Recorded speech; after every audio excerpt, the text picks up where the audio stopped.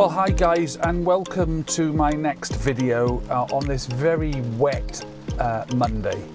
Thank you very much indeed for tuning in again. Please, if you haven't already subscribed, please do subscribe to the channel. I'm really pleased with the way the figures are going. We're well over 500 subscribers now, which is fantastic. So thank you very much for your support. If you haven't already subscribed, please do. And please also like the video, that really helps too. Okay, so today's video is, well, I did a video a week or so ago, where I just took you with me on a journey in the Tesla Model 3, using Autopilot as much as I could on roads that I wasn't hugely familiar with. And we're going to do the same today. And it's going to test it in the rain as well, to see what Autopilot's like in this typical British May weather. So we're going to take a little journey for about 20 minutes, I would say.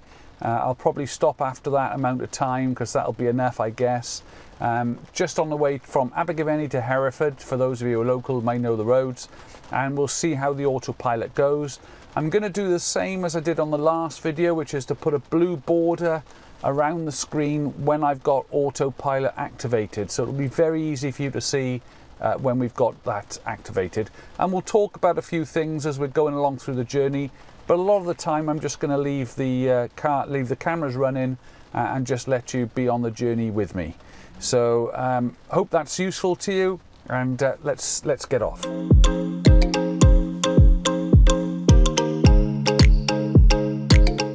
You might be able to get a little example of the very amusing Tesla windscreen wipers. Mind you, today they should be flat out the whole time, but they seem to have a bit of a mind of their own on Autopilot.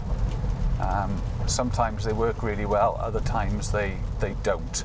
I have had it in the past where the weather's been dry, there's been no rain whatsoever, and they're going flat out, but there we are.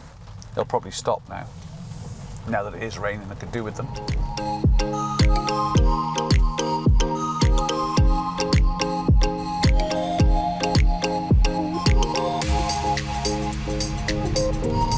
I'm also shooting this second camera angle in 4K today in the hope that I'm able to crop in. I thought I'd done it last time, but I hadn't. In the hope I'm able to crop in and get a much better image of the screen for you. So perhaps you'll give me some feedback in the comments as to how that is. It might be a longer video than I thought, just getting out of this junction by the look of it.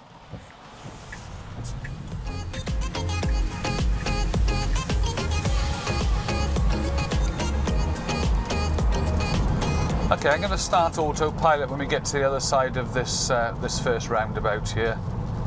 Obviously, for those of you who saw my previous video, and please do take a look, I'll put a little link to it just above. Autopilot doesn't work particularly well on roundabouts, or not at all in fact, in the UK. There we go, rush hour traffic in Abergavenny.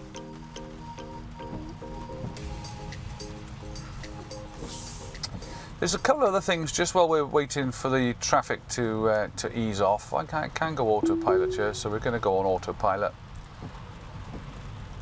Once we get on to a little bit of a dual carriageway, I'll talk to you more about a couple of little updates on Autopilot, because thankfully, because of the comments you guys have made, I've discovered a few things myself about the way that you engage and disengage Autopilot. So I'm going to share those with you as we get going today as well.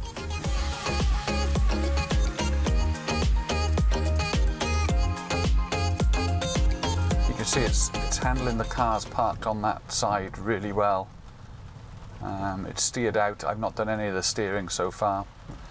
I actually really like it when it's doing Autopilot in this type of traffic.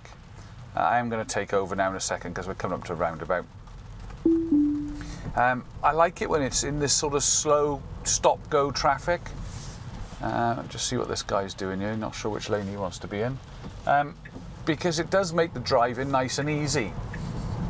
You know, the car pretty much takes over monitoring the vehicles around you so it doesn't crash into anything. And you can pretty much sit back and relax.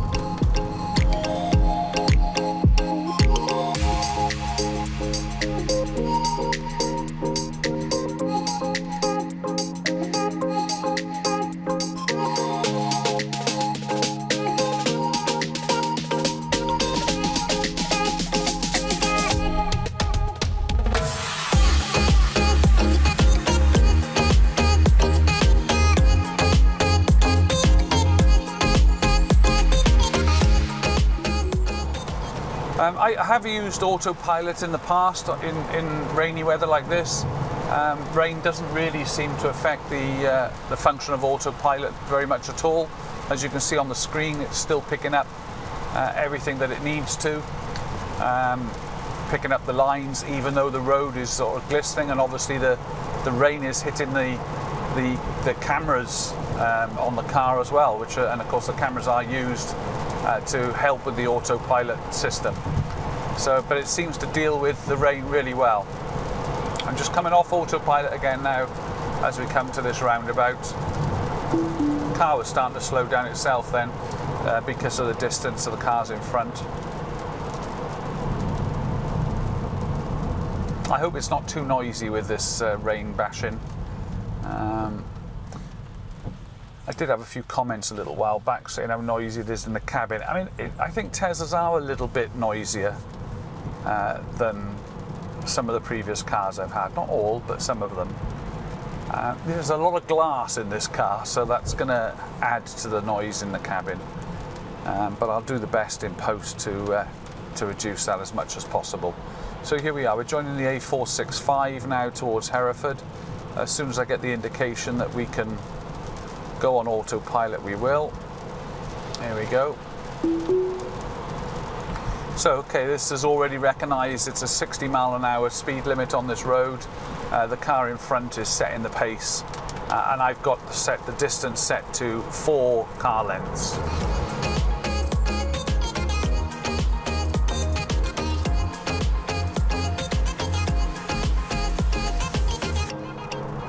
Now there is a little piece up by here where the road opens out into a small dual carriageway, just literally for a few hundred yards, and there is a turning right off that dual carriageway. The car has struggled with that in the past. Autopilot doesn't know which one of the 2 lanes, as this one lane opens up into 2, it sort of doesn't know which one to pick. Now, it might be quite difficult for me to do that because I have got a car right up my arse, and I don't want my car to be sort of confusing that driver at all. So I might actually come off Autopilot when we approach that bit.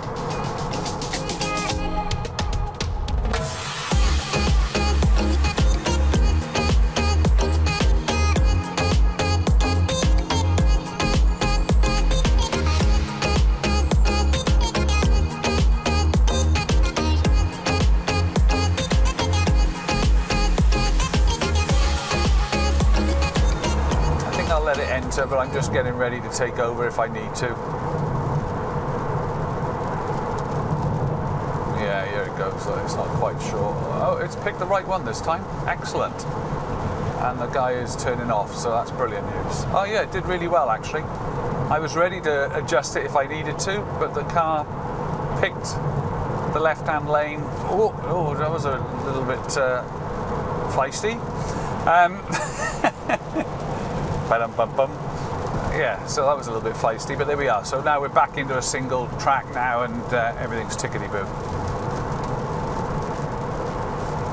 One of the things I wanted to talk to you about while we're doing this journey is a couple of little updates on Autopilot from the last film I did. I had some great comments from a lot of the viewers and a lot of the subscribers, so thank you very much for that. We were talking about the ways that you overtake on dual carriageways, and I can't show you that now because we're on a single track, but one of the ways when you're in Autopilot to overtake, and what I found was the best way for me, was to put a little bit of pressure on the wheel so that the car knows you're in control. You know, and if you've got a Tesla, you'll know what I mean.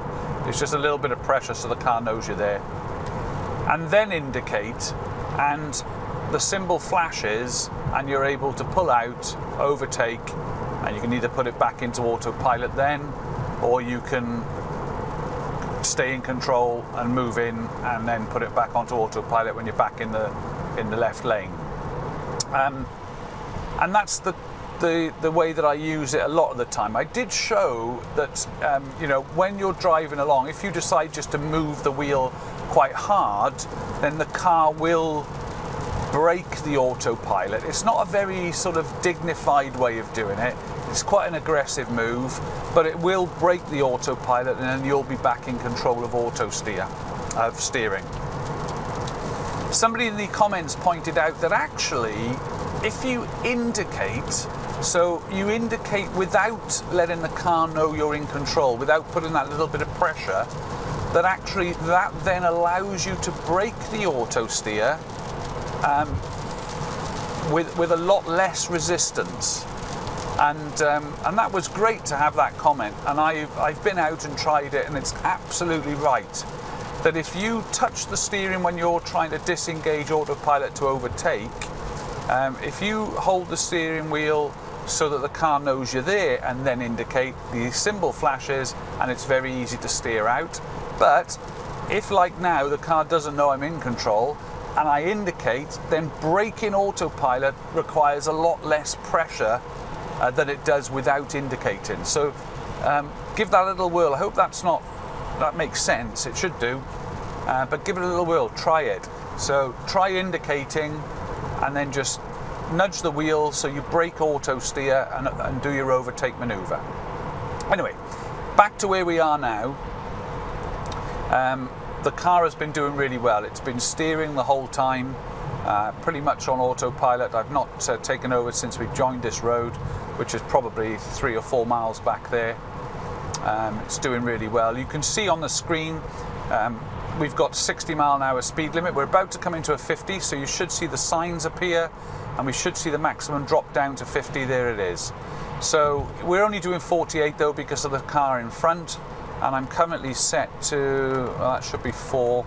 I normally set it to 4 car lengths. We also had another comment as well from one of our subscribers, mentioning that actually whilst it does it by car length, it actually depends on speed. It is also speed orientated, so it might feel like more than 4 car lengths if you're on a dual carriageway or something doing 60 or 70 miles an hour. This just proves, of course, I do read the comments, but thank you very much for doing those. Yeah, so far pretty faultless. Now there is some like an interchange up here where you can sort of filter in right and things, so it'll be interesting to see how the car deals with that. We're just coming into a little village called Pandy. I think we're 6 miles from Abergavenny. There's a small 50 sign there which it saw. Another one coming up on a lamppost which it also saw as well. And then there's one more coming up. Well, there's quite a few of them actually on virtually every. Right, it flickered a little bit there. When the road opened up, it sort of, as you'll have seen on the cameras, it nudged, wasn't quite sure. We've got 40 coming up now, so that should change the maximum down to 40, and it'll bring our speed down a little bit because the car in front's doing a tad over 40, or was. Did it see some traffic lights then? I sort of missed that. It looked to me like it saw some traffic lights that weren't there. We'll look back on that now. Still in the 40.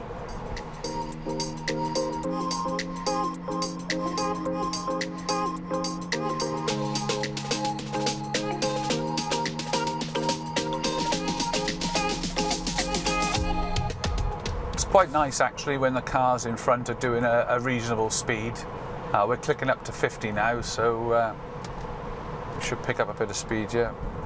But as far as auto steer goes, faultless. A couple of little twitches, but nothing to write home about. I don't like this road, if I'm honest with you. This road between Pandy and Hereford. It's you get some people doing some very strange overtaking, as if it's weird actually, because there's always terrible traffic in Hereford. You come to a roundabout just by the Tesco's as you enter the city, and people always overtake on this road. It's a really dangerous road, I think, to overtake on. And I've had it before where they'll overtake, you know, we're probably 15 miles away from Hereford now. They'll overtake now, they'll risk their life to overtake, you know, ridiculous. There's double whites and all sorts of stuff they do. And then by the time we get to Hereford, they're like 2 cars in front of me stuck in the traffic the same as I am. So I think I'd much rather take our time here. Okay, we've just seen the signs there to open up to 60. Yep, and the car's gone up to 60 and registered that. And the car in front's accelerated as well, so we're now up to 59, 60 miles an hour. So the car in front's a learner and they're doing very well. They're not speeding at all. And so we'll take their lead for sure.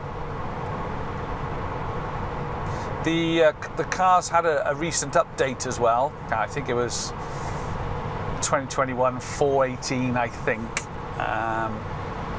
Anyway, my understanding is that the visualization on this side of the screen now also picks up four-legged animals, dogs and cats. So we shall have to wait and see. I don't think we'll see any dogs or cats today, but it'd be interesting to see one if one does come along.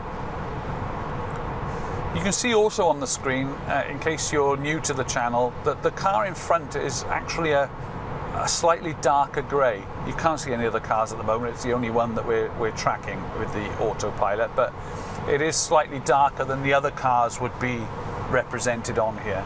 And the reason for that is that the car is actually using that as a guide for the Autopilot as well. So it's tracking that car a little more closely than it would if there was another car in front of it, for example.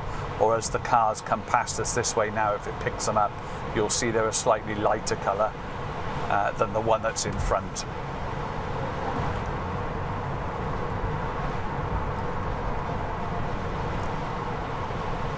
But we're up to the 60, and it feels like a reasonable speed to be taking these bends and these roads. So I'm quite happy to stay at 60. You can see now the windscreen. I don't know whether you're picking it up on this camera, but I would suggest now that an auto wiper mode would be clearing that screen for me now. You know, it's quite difficult. There it goes. But that to me probably needs a few more wipes rather than waiting for it to get almost so you can't see through it. Bit of a bend here, which again it's dealt with really well indeed. It might be that oh, it was a bit tight there. Went a little bit close to the curb there for my liking, but please do comment below the video if you'd like to see more of these films. I'm actually taking over there a second. I just got a little bit worried it was a bit close. Okay, I took Autopilot off for a second back there. It did get quite close to that curb. I'm sure that it wasn't too close to the curb. It's just probably me more than the car, but I think I mentioned on the last video, I do tend to naturally drive a little more to the centre white line, where the car puts you right in the centre of the centre white line and the curb. And yeah, I'm just taking off again there now just to get around that bend there. We're slowing down here.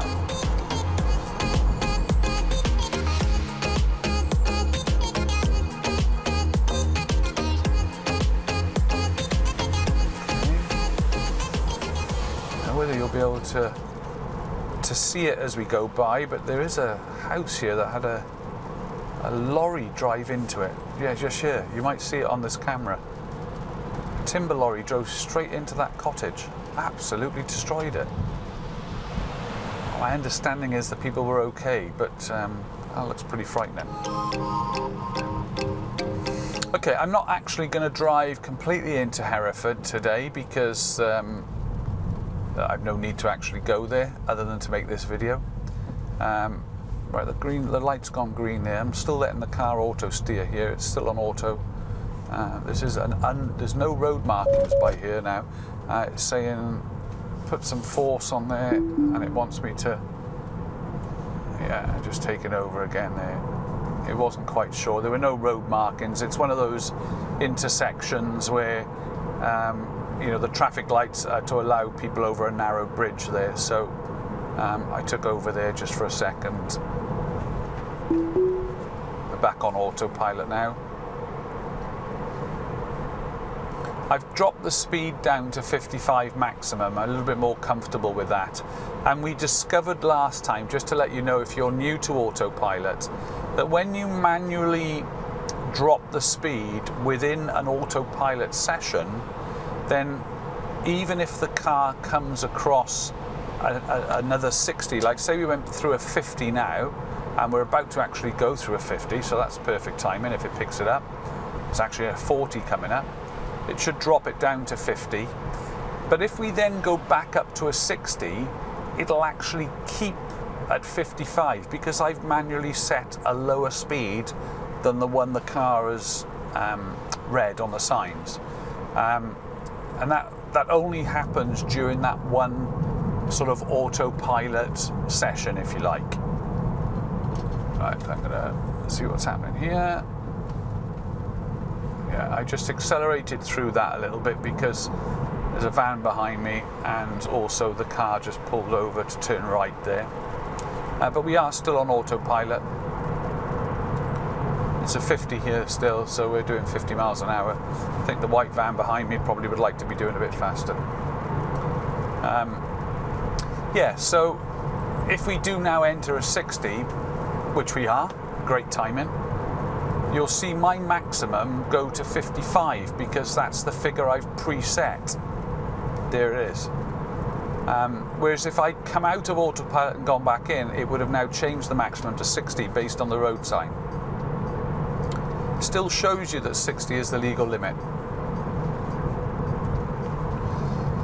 So I've got to say, but apart from maybe one or two little areas that the car was uncertain of, I'd say that that's been a really good example of autopilot working on a road that's a single lane road and a mixture of different speed limits.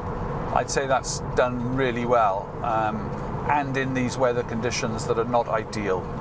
So I hope you found the video useful. Thank you very much indeed for tuning in, and like always, I'll catch you next time.